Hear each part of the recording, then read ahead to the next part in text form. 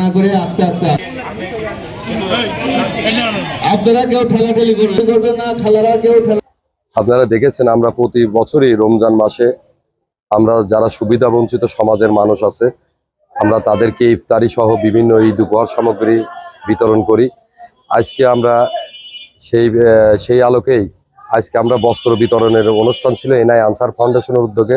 আজকে আমরা সর্বনিম্ন 1000 পরিবারের মাঝে এই বস্ত্র বিতরণ করার উদ্দেশ্যে আজকে আমরা দেওয়া শুরু করছি। কম বেশি সারাদিনই চলবে।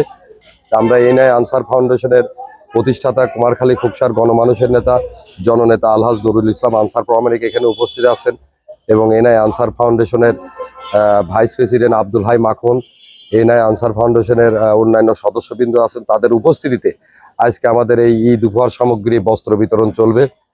আপনারা দোয়া করবেন যাতে আমরা এরকম যারা সমাজে সুবিধা বঞ্চিত মানুষ আছে তাদের নিয়ে এইরকম আমরা ঈদ উপহার সামগ্রী বিতরণ করতে পারি।